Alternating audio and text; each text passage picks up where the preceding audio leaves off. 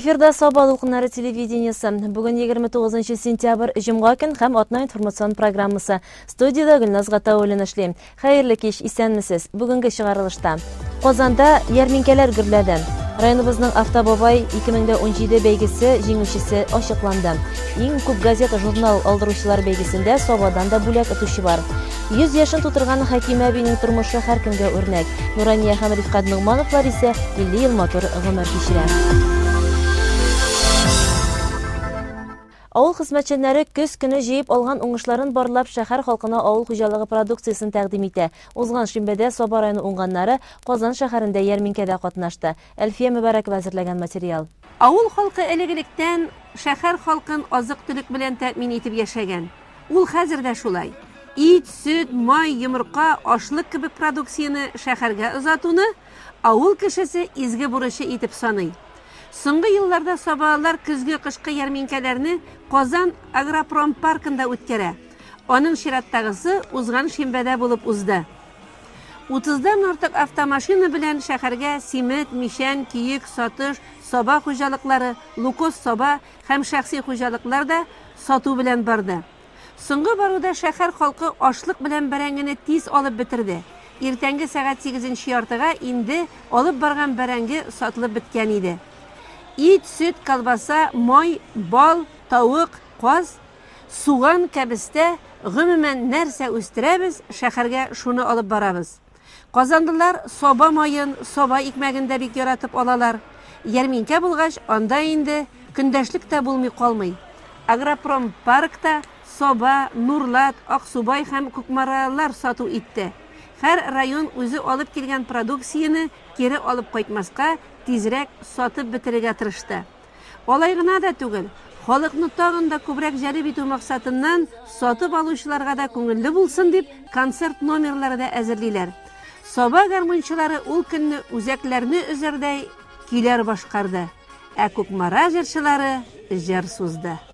Уйна гармон җаны безне сагыш сарган көннәрдә, уйна гармон җаны безне сагыш сарган көннәрдә, шушы көйләр алып кайта туган үскән илләргә, шушы көйләр алып кайта туган үскән илләргә. Районыбызда эшләп килүче мәгариф учреждениеләре ел сайын уздыра торган традицион ярминкәләрен оештырды. Көз көннәрен халкыбыз бәйрәм итәргә, күңел ачарга ярата. Моның сәбәбе бик гади. Көзен җыеп алган мул уңыш, җиләк-җимеш, яшелчә, төрле тәм-том безне аеруча шатландыра. Халык туклану өчен запас туплый, шушы муллык белән кышка керә. Келәт амбарлар, склад, түбәниләр, банкаларга тутырылган кайнатма, тузланган яшелчәләр белән тула. Сентябрьнең кояшлы бер шимбәсендә Саба муниципаль районы мәгариф системасына кергән учреждениелар арасында зур ярминкә булып узды. Открывается веселое гуляние. Торопитесь, эй, народ, спешите, вас ярмарка зовет. На ярмарку, спешите все скорее сюда. Эй, ярмарка начинается. На ярмарку, спешите скорее сюда. Саба аграр көллияте, барлык мәктәп коллективлары, балалар бакчалары ярминкәгә зур хәзерлек белән килгәннәр. Сабаның үзәк урамы ямьле бәйрәм чарасыннан балкып торды ул көнне. Бүгенге ярминкә көненә без инде әзерләндек. Шундый көн матур, безне көтеп торган шикелле. Һәм инде ярминкәгә без үзебезнең көзгә әзерләгән көзге байлыктан чыктык. Яңа гына алмагачтан җыйган алмаларыбыз бар, яхшы сортлы сарымсакларыбыз бар, брой бәлешебез дә бар әле хәтта. Һәм инде үзебезнең кызлар әзерләгән, җитештергән барлык көзге байлык. Мәгариф учреждениелары ярминкәләрендә Саба муниципаль районы башкарма комитеты җитәкчесе урынбасары Тахир Шәрәфиев мондый көзге ярминкәләрне үткәрү кирәклеге, халыкның кирәк-яраклы нәкъ менә шушындый ярминкәләрдән юнәлтергә яратуы хакында әйтте. Күреп торасыз, монда мәктәпләрдә, балалар бакчалары да үзләре җитештергән продукцияләрне алып килгәннәр. Бәяләре дә приемлеме дип әйтик. Шуңа күрә күңелегезгә хуш килгән әйберләрне барлап сатып алырсыз. Ясаган сувенирлар да бар, бәйләгән әйберләр дә бар. Инде мин беренче чиратта бик рәхмәтлемен мәктәп директорларына, бакча мөдирләренә һәм аларның коллективларына шушылай иттереп бүгенге ярмарканы оештыруда актив катнашканнары өчен. Җәй буе үзләренең бакчаларында тырышып, шулай ук балалар бакчасында авыл хуҗалыгы товарлары, кишерләр, чигендерләр үстердек. Шуларны бүген ярминкәгә алып килдек. Шулай ук безнең тәрбиячебез Алсу Камиловна бик кул эшләре остасы. Ул үзенең ясаган кул эшләрен тәкъдим итә бүгенге ярминкәдә. Ярминкәләр коллективларны дуслаштыра, эштә һәм яшәешебезгә яңалыклар кертә, матурлыкны, муллыкны танырга өйрәтә. Бу ярминкәгә алдан инде бер атна алдан бик яхшылап әзерләндек. Бөтен булган продукцияләрне тупладык. Һәм шушы ярминкәгә Закирҗан Миңнуллович бик безгә ышанып, зурлап узатып калды. Менә үйләр алып килгәнсез, шундый матур аркалар белән килгәнсез. Моны махсус әзерләдегезме? Моны ярминкәләргә дип махсус алдан әзерләп куйдык. Шушының белән ярминкәләргә катнашабыз. Менә бүген сату максатыннан килдегезме? Әллә менә шушы продукцияларыгызны кешегә күрсәтеп кенә алыйк дидегезме? Иң беренче продукцияларыбызны халыкка күрсәтү максатыннан килдек. Яннан соң инде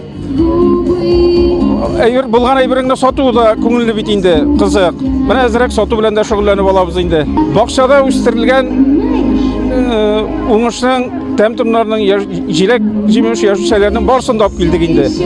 Узган шимбәдә район үзәгендә капиталь ремонттан соң Дом быты бинасы үз ишекләрен ачты. Саба көннән-көн үсә, матурлана, ямьләнә бара. Хәзер инде аның урамнары да башка, биналары да заманча. Шулай булмый ни дисең? Дом быты бинасына гына карагыз. Капиталь ремонттан соң искиткеч матур бинага әйләнде ул. Саба егете Ильяс Газимулла улы Гаянов җитәкчелегендә аңа яңа сулыш керде. Дөнья үзгәрә. Шуңа күрә любой отрасльдә карасаң, бөтен яңалыклар тормышка ашырына. Шуңа күрә безнең менә бу ой күптән бар иде инде. Но мондай яңа материалдан яңа биналар төзүнең аңар көчлән күп кирәк. Акчасы дагын, акча мәсьәләсе дагын авыр. Андан соңдан менә уже бу иске бинага 13 еллык ремонт эшләнгән. Анда ул бинага кирип тә булмый иде. Җимерелгән инде ул теге нидән соң кризистан соң бик начар хәлгә килгән. Андан соңдан менә шушы безнең бу иң баш площадь, иң баш урын дип әйтим инде Сабаның. Шуңа күрә ямьсез булып тора иде. Безнең зданиедан башка калганнарын рәтләп, нитеп чыккан инде глава. Шуңа күрә без аның белән сөйләштек тәгән. Ничек булса да тырышып бу зданиены, бинаны яңартып, мотор иттереп, шәһәрнекеннән дәгән әйбәт булсын, шуп халыкка җайлы булсын, бер истәлек булып калыр дип, менә шулай иттереп, шуннан башладык без аны. Дом быты бинасы ачу тантанасына килүчеләр дөрестән дә аның матурлыгына, урам яктан зауыклы булуына карап сокланалар. Мондый гүзәллекне булдыруда Ильяс әфәнденең улы Булат Гаянов һәм Дом быты бинасы хуҗасы Гөлнур Гаффаровалар төзүчеләр белән берлектә көнне төнгә ялгап эшләгәннәр. 4 ай эчендә шушындый мәхәббәт бина барлыкка килгән. Бүгенге көндә районыбызда менә күз салсагыз тирә-якка биналар яңартыла, моторлана. Һәм инде менә бу бина Ильяс Газимович үзе дә китте. Бүгенге көндә бүген тәләпләренә җавап бетерми иде. Һәм менә күреп торасыз, бу районда булган үзгәреш кичергән биналарның берсенә дә охшаш түгел. Дөрестән дә монда благоустройствосыннан алып, içki cihazlanu, tışkı vizali işler görüp durasız bugünkü kün taleplerine cevap veretirgan, bek motor itip barlakka kelgen, hem indi bu halk için dip işlengen. İlyas Gazimullah, men rahmet aytasim keler sizge. Elbette onu işletken kişi üzügüne biletirgandır. Indi çıkımlar, indi summalar çıkkanı, şuna göre dürüstten de sabah jigiti ikenigizni tağı bir rastladınız. Hem indi bina halkka şuşunday motor bina bugünkü kün taleplerine cevap veretirgan edip, şuşunday binanı siz işlep halkka tapşırasız. Bu bina alga taба халыкка игелекле хезмәт итәр. Көнкүреш комбинаты дигән заманнардан ук килсәк, аның даны бер кайчанда төшмәде. Үткәннәрне уйласаң, халык бирегә тегү, аяк киемнәре, сәгать ремонтлату, чәч тараш кебек бүлекләрнең дә булуын тели. Алга таба бу юнәлештә эшләүчеләр дә табылыр. Ә биредә урыннар бар. Беренче катта ФРГ кибетләр системасы урын алган. Халыкка, укучыларга, яшьләргә һәр кирәкле товарны кайтарып кына торалар. Ачылган көнне ФРГ җитәкчеләре 10 ел буе шушы бинада эшләүләренә сөенеп туя алмауларын әйтеп, хуҗаларга рәхмәт сүзләрен дә җиткерделәр. Тантанада катнашучылар бинаның ишекләрен ачып кергәч, ФРГ кибетләрен карадылар. Икенче катка урнашкан мастер-классларда катнаштылар. Шәхси күргәзмәлекләр белән таныштылар. Балалар исә уен майданчыкларында рәхәтләнеп уйнадылар. Лотерея уеннары да булды. Зур бүләк отучылар да бик сөенде. Ул көнне түләүсез тәм-том кайнар шәйдән авыз иттеләр. Кыскасы, Домбыта бинасы ачылу зур бер бәйрәмне хәтерләтте. Бинаның гомере озын булсын, халыкка игелекле хезмәт итсен ул. Ильяс Абыйгаянов исә туган җиренә игелекле эшләрен башкаруны дәвам итәргә дигән уйлар белән яши. Зат контор артында яңа мәчет салалар. Менә шул мәчеткә булышабыз инде. Анда газлар кертеп, сулар кертеп, менә безнең ярдәм шул булыр дип әйтәм инде андар. Сондықтан менә хәзер көтүндә анда 300 участоктан күп бирелгән җир бар. Аларның глава белән сөйләштек инде, газлаштырып, аны Газпромның планына кертеп, Саба районы кеше белән планга кертәбез инде. Менә шунда бик зур эш алып барырга иде. Андар сондықтан Шәмәрдән дә шундый күп балаларлы семьяларга шундый поселок булырга тиеш.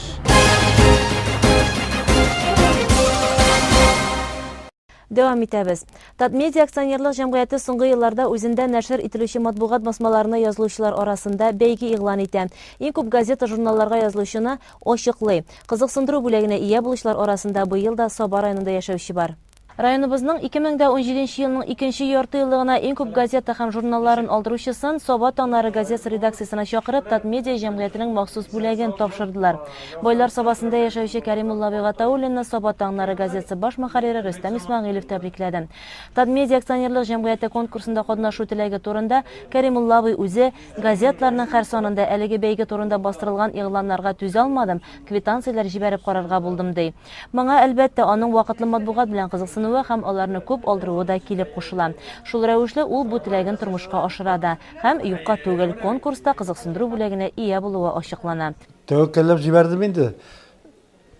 Әле мен срогы бетәр алдыннан бер 2 атна калагына җибәргән идем. Кәримулла яшьтән күп укырга яратам ди. Яшьрәк чакта 12-13 төрле журнал газета алдырган, кайберләрне чыга башлаган елыннан алып бүгенгә кадәр языла икән. Бу ярты еллыкта 7-8 төр матбугат чарасын алдыра. Кәримулла үзенә 70 яшь, әмма укудан һәм кызыксынудан бер кайчанда туктаганым юк ди. Яшь вакыттан укый инде. Балалар өчен алдыра идек, Салават күперләреннән дә пионер газеталарын. Ondan soң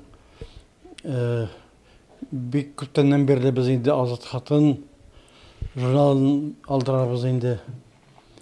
Мәгарифне алдыра идек. Хәзер битте дә булган ул журнал. Менә барысында укырга, барысында карап чыгарга дип әйтик инде, вакыт җитәме соң? Ничек өлгерәсез? Вакыт бер кашына җитеп инде ул. Бик соңга кадәр утырабыз инде, обычно saat 12 1'e kadar Аңа қарап 5-тен 6-дан қалмайбыз тарабыз инде. Әлі мал туар асырағанда тағдай терек тұрайдық. Менә шушы газета, журнал битләрендә иң яраткан, иң ошаткан язмаларыгыз нинди язмалар, нинди темаларга? Аларның исемнәрен инде хәтерләп бетереп булмый. Мин инде күбрәк татар әдәбиятына багышланган язучылар органы Казан утларын алдырам. 1968 елдан бирле. Армияда хезмәт иткәндә дә алдырдым мин аны. Ел сайын оештырылучы бу бәйгедә катнашып, Саба районыннан кызыксындыру бүләгендә призлы урында отучылар елда булып тора. Мондый кызыксындыру призлары безнең байтак булды. Шулай ук әле призлы урыннарга чыгып, 2-нче, 3-нче урыннарны алган газета укучыларыбыз да булды. Гомумән халкыбыз матбугат белән кызыксына, укырга ярата, һәм инде шул ук вакытта үзләрен сынап карау, бәхет дип әйтик миндә сынап карау максатыннан үзләренең квитанцияларын шулай ук Татмедиага юллыйлар, һәм инде менә күргәнебезчә әзме күпме булса да бүләккә ирешеп баралар. Хәзерге заманда кеше бер газетага да язылмаган чорда шуның кадәр вакытлы матбугатны күзәтеп бару, алар белән кызыксыну үзе зур соклану тудыра торган гамәл. Димәк, ихтыяҗ яши. 1 октябрь өлкәннәр көне якынлаша. Бу датага багышланган чаралар күпләп оештырыла. Шуларның берсе бүген Саба дулкыннары радиосында узган радиомарафон. Ул ел сайын кайгырту фондына игъана җыю максатыннан үткәрелә. Туры эфирда 6 сәгать дәвамында район оешма предприятие җитәкчеләре чыгыш ясады. Радиомарафонга старт иртәнге сәгать 9-да бирелде. Аны район башкарма комитеты җитәкчесе урынбасары Тахир Шәрәфиев башлап җибәрде. Бүгенге көндә 32 меңгә якын халкыбыз бар. Шуларның 10 меңнән артыгы олы яшьтәге кешеләр, 8 меңнән артык абый-апаларыбыз картлык буенча пенсия ала. Һәм аларның һәрберсенә дә шушы бәйрәм кысаларында ничек тә булса якын килеп җитәргә, үзебезнең игътибарыбызны аларга юнәлтергә тырышырга тиешбез дип ассызыклады Тахир Шәрәфиев. Чөнки алар һәркайсы бүгенге тормыш өчен хәләл көчен куйган, сәламәтлеген биргән. Әлбәттә, пенсионерларга, ветераннарыбызга ул шушы өлкәннәр көнендә генә хөрмәт булырга тиеш түгел. Чөнки бу буын вәкилләре алар бөтен сугышын да күргән, ачлыгын да күргән, ялангачлыгын да күргән, илне торгызган вакытта төрле авырлыкларны да күргән һәм бүгенге көнгә килеп җитә алган. Менә мин шуннан әйтеп китәсем килә. Узган ел 95-не 5 ветераныбыз узган иде, 95 чиген. Һәм 90 яшьне 55 ветераныбыз узган иде. Менә быелгы елда да инде ул 50-гә якынлашып килә андый цифрлар. Менә безнең районда без бюджет системасында эшләп чыккан 1100 пенсионерга, аннан соң төрле сәбәпләр аркасында бүгенге көндә алар эшләп чыккан предприятиеләр бетерелү аркасында аларның урыннары калмаган. Менә андый 867 андый ветераныбыз бар. Һәм инде төрле сәбәпләр аркасында бу Үзбәкстан, Таҗикстан, Казакстан, башка Россия шәһәрләреннән күчеп кайткан 642 ветераныбыз бар. Менә шушыларның бөтенесен бергә алып, без 2916 пакетны ясаттык һәм кичә бүген бу пакетларны бу ветераннарга таратабыз. Аннан соң бөтен районда булган 50-дән артык мәдәният йортында 29 китапханә, 48-гә якын балалар бакчалары һәм 30-га якын мәктәпләрдә бу чаралар үтәр дип уйлыйм, алар белән очрашулар булыр дип уйлыйм. Анда эшләп чыккан коллектив белән хәзергесе коллектив очрашып, укучылар белән очрашып, яңадан матур гына кичәләр булыр дип әйтәсем килә. Кайгырту фондына өлеш чыгаруны оешма җитәкчеләре, эшмәкәрләр үзләренең бурычлары итеп саныйлар дисәң дә ялгыш булмас. Чөнки шул рәвешле алар авыр хәлгә калган кешеләргә ярдәм кулы сузалар, игелекле гамәл кылалар. Барлык ветераннарыбызны, пенсионерларыбызны шушы бәйрәмнәр белән тәбриклисем килә. Аларга исәнлек, саулык, өлкән кешегә аларга бик зур әйбер дә кирәк түгел. Аларга бары тик игътибар, татарча әйтеп әйтсәк, внимание кирәк була инде. Менә шушы җитәкчеләр шуны дөрес аңлап, шушылай ишне алып барсыннар иде. Һәм балалары, оныклары белән, туганнары, дус-ишләре белән шушы бәйрәмне, шушы 10 көнлекне матур итеп үткәрсеннәр иде. Тимершык авыл җирлегендә дә өлкәннәрнең күңелен күрү өчен кишләрен кызганмыйлар. Безнең Тимершык авыл җирлеге буенча өлкәннәрнең саны 530-дан артык. Без инде өлкәннәрнең киңәшен һәр даим тотып, аларның теге мөрәҗәгатьләрен искә алып, үзебезнең эшебезне башкарабыз. Чөнки безнең инде төп эш бит инде халыкның халыкның фикерен тыңлау, халык белән бергә эшләү. Шуңа күрә җитәкче урынга да инде халык сайлап куйган бит. Аларның мөрәҗәгатьләрен һәрдаим тыңлап эшлибез. Безнең ел дәвамында өлкәннәр белән эшләү җирлек буенча дәвам итә. Аларның нинди генә мөрәҗәгатьләре, гозерләре булса да искә алабыз. Ул инде печән чабу дисеңме, утын алып кайту дисеңме, техника белән булышума, гомумән нинди генә сорау булса да инде телефонгамы яки үзебезгә приемга килеп, өлкәннәр ярдәм сорасалар, һәрчак булышырга без әзер. Моның өчен барлык мөмкинлекләр дә бар. Алдагы көннәрдә шулай өлкәннәр белән мероприятиялар мәктәпләребездә үзләренең ветеран эшчеләрен чакырып, хөрмәтләү, чәй эчертүләр оештырыла. Шулай ук үзебезнең клуб хезмәткәрләре тарафыннан шушындай өлкәннәрне зурлау тантаналары, концерт номерлары, чәй табыннары оештырыла.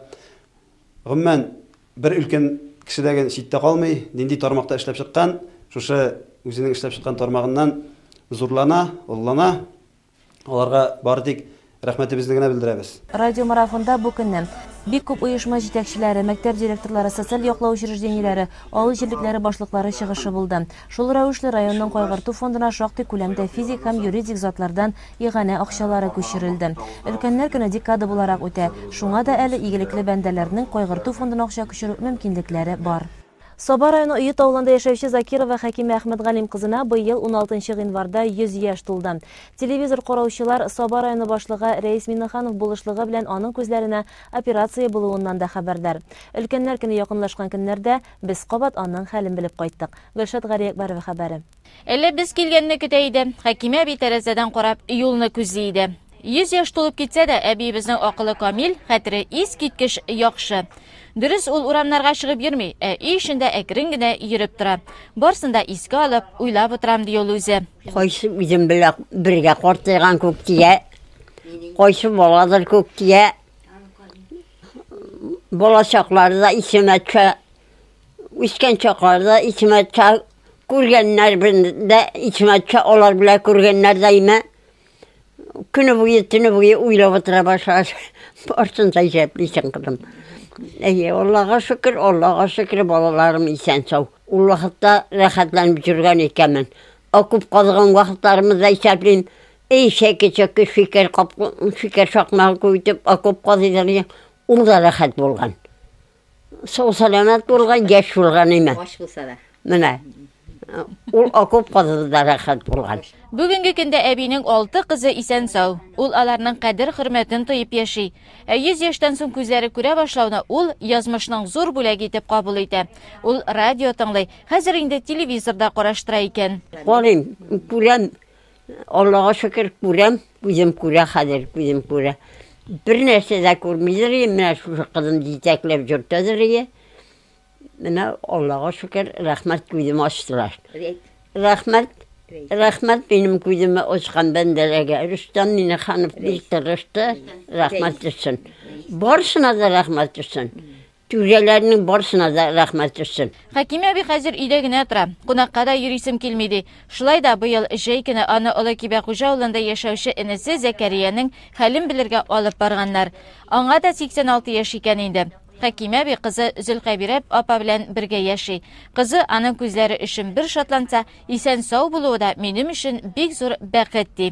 Әни белән икәү яшибез.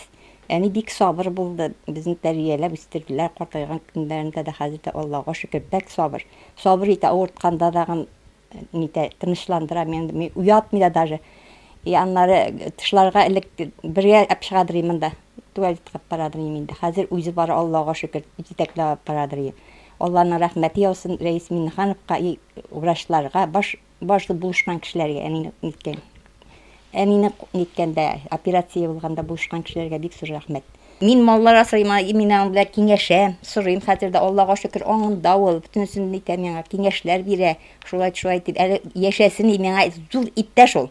Мин шуңа керәм дә, мин шуңа сөйлим бик Кешеләр белән сөйләштем дә шуны, менә шулай, ягъни шундый хәлләр булган дип кайтып сөйлим мин аңа. Хәкимә әбинең тагын бер кызы Гөлфирә Өет авылында яши. Аңа да инде 78 яшь. Әнисенең хәлен белергә килеп йөри, аның белән сөйләшеп утырырга ярата. Әни миңа элекке кебек үк. Менә ничек элек яшәгән безме, ул ничек мин кайларга барган, кайларда менә бүген генә шуны сөйләм. Әни син мине нишәп шунда җибәрдең? Мин кичкенәем бит, ничек курыкмадың син мине шундый җирләргә җибәрергә дип. Казаннарга җибәрәдер ие. Аннары шундый эшләрдә колхозның эше ул вакытта менә без 55-та укып бетердем мин. Шул елдан бирле мине әни эшкә менә шулай итеп ул бала булгач мине гел шулай эшләтәдер ие. Үземне улайган кебек хис итәм. Уйлап карыйм да, әмма уйлап карыйм да, Алла озак яшәгән без инде дим. 78 яшьне шулай. Мин аннан сорадым, ул миңа әйтә, ни ди? Аллага шөкер, мин якты дөньяда икәнмен дип аякка басам ди. Көн яктылыгын күргәч ди. Жылы, якты өйдә 100 яшьлек Хәкимә әби илләргә тынычлык, һәркемгә сәламәтлек, гомер теләп яши. Ул әле барсыннан да, шул исәптән авыл хәбәрләреннән дә хәбәрдар. Үзенең барлыгы белән якыннарын сөендереп яшәсен әле ул. Кеше тормышын агым суга тиңдиләр. Әнә шул агым сулардай тиз узучан гомерне парлашып, бер-береңә терәк булып, кадерен белеп яшәсәң, тормыш матур була. Ходай сәламәтлек биреп, иңгә иң гомер итүнең 50 еллыгын билгеләп, алтын туй итүчеләр һәр яклап хөрмәткә, соклануга тиң. Өйет авылында гомер итүче Нугмановлар әнә шундыйлардан. Алтын туй еллар сынавына бирешмәгән олы мәхәббәтнең чагылышы ул. Ярты гасыр бергә яшәү өчен кешеләргә күпме сабырлык, түземлелек, акыл, өмет, ышаныч кирәк. Сабар районы Өет авылында яшәүче Нугмановлар гаиләсе инде 50 ел бергә иңгә куеп матур гомер кичерә. Үткәннәре үкенмәслек, бүгенге көннәре бәхетле, киләчәкләре өметле аларның. Рифкат абый да, Нурания апа да Өет авылында туып үскәннәр. Читкә чыгып китү турында уйлап та карамаганнар. Рифкат абый 3 елдан артык армия сафларында хезмәт итеп кайткач, колхозда эшли башлый. Һәм 1997 елда лаеклы ялга чыккач та умартачы булып эшләп ала. Уллары Айнур гаиләсе белән бергә яшиләр. 1967 елның 2 февралендә Нурания апа белән туйлары була. Рифкат абый үз гомерендә иратка фарыз булган барлык гамәлләрне дә үтәгән. 1967 елны 2 февралендә өйләнештек. Шуннан соң 67 елны көз көне Сафада улыбыз туды. Алар Сафада яшиләр инде. Аннан соң менә 73 елны мондагы улыбыз туды тагын. Барысы да семья белән вәтләп икешәр бала үстереп яшәп ята. Үй салу тамаша инде элек ел 20 елдан 20 елга үй салу. Гагарин ишкан көне 1900 елны 61 елны шул ишкан көне шушы юрында инде ул үй күтәрдек. Менә хәзер яңадан ул үй тузган сымак булды дагы, һаман үсәтергәш бит инде. Менә шушы йортны 89 елны салдык. Менә эштә эш. Агач утырту бакча башларында бар инде, менә бу якларда бар инде. Элек инде ул лесниклар әп киттеләр, иде гентләсә каяга утырталар инде. Ну, безнең үзебезнең менә бunda диләнке дигән шикелләргә агач утырткан иде. Шул әйткән җиргә барып утырышабыз. Бәхетле парлар бер-берсенә охшаш була. Нугмановлар да мәхәббәтләрен саклап, бер-берсен аңлап һәм килешеп яшиләр. Икесе дә тату яшәүнең сирен идә дигәч, без икебез дә бер төрле бит дип җавап бирәләр. Нурания апага килгәндә ул мәктәпне тәмамлауга туп-туры фермага эшкә килә. 90 яшькә кадәр алар белән яшәгән кайнанасы аңа бик нык ярдәм итә. Фермага барганда 4тә торып инде, 4тә торып сыер савып, фермага китәсең. Ул фермада да башта кул белән савасы бит инде сыерларны. Бүтән нәрсәне парниктан күтәреп ташып, чиләк көянтә белән күтәреп ташып су эчертә сыерларга 25 сыер. Аннары әчеткеч ташып, чиләк көянтә белән шулай итеп бәк авыр инде фермада элек. Балалар үстергәндә кайнанам исеме Махи Җамал исән сау ул карады инде балаларны. Өйдәге эшләрне дә карады инде. Без эштә бит инде. Гомер бик тиз үтә икән. Бергә яшәгән 50 ел гомер 5 ел кадәр дә булмады ди алтын парлар. Хәзер инде балалар өчен генә түгел, оныклар өчен дә янып киеп яшиләр. Сәламәтлек кирәк инде. Тәртип. Тәртип кирәк. Аллаға шүкір. Менә без торда хәзер 50 ел бергә, артыграк та инде Юралдан 5 ел шикелле генә торган шикелле ул. Һәр узып китә икән ул. Бер тапкырда ачуланышып тегендә төшеп муңаны юк, бергә яшәдек. Бергә тордык, бергә яшәдек. Аллаға шөкер.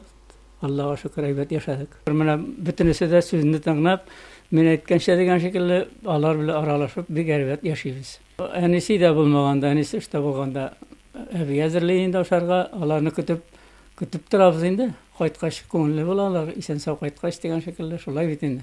Рифкат абый ислам дини кагыйдәләрен үтәп яши, мәчеткә дә йөри. Йорт-җир Коралты кура тирәсендә дә Ногмановлар бергәләшеп эшлиләр. Аларның тату, матур, аңлашып, киңәшеп яшәве дә авылдашларының күз алдында. 1 октябрь Халыкара өлкәннәр көненә багышлап район күләмендә Автобабай 2017 бәйгесе үтте. Автобабай бәйгесендә теләгән һәркем катнаша ала. Шулай да катнашырга җөрьәт итүчеләрне күп дип әйтеп булмый. Мероприятие «Автобабай» у нас проводится в районе уже 5-й раз. Ежегодно мы это мероприятие проводим. Ежегодно у нас участников, пожилых людей, все увеличивается. Хотелось бы, чтобы в дальнейшем тоже видеть большое количество участников, пожилых людей. Юл хәрәкәте кагыйдәләре буенча имтихан тапшыру бер дә җиңел түгел. Ел саен аңа үзгәрешләр дә кертелә. Быелгы бәйгедә 5 кеше катнашты. Автобабай 2017 булырга теләүчеләр юл хәрәкәте кагыйдәләре буенча билетларны компьютерда чиштеләр һәм вакытка маневр ясап фигуралы йөреп күрсәттеләр. Сынауны Юхидинның пропаганда буенча өлкән инспекторы Илнур Насибуллин алды. 2 төрдәге балларны берләштергәннән соң җиңүче ачыкланды. Автобабай 2017 бәйгесенең җиңүчесе дип Шыңар авылыннан Каниф Хажиев табылды. Автобабайның максаты дип уйлыйм мен, һәр кешенең үзенең осталыгын арттыру, юл хәрәкәтендә ялгышларны булдырмау, шул вакытта юллары кайдан төгәл итеп үтәү. Ул гына да түгел, башкаларга да сен үрнәк булырга тиештер дип уйлыйм. Һәм юлдагы иминлекне сакларлык булырга тиеш. Мин үзем бу Автобабайга быел 2нче мәртәбә катнашам һәм шул ук вакытта бик теләп һәм кирәктер дип уйлыйм инде.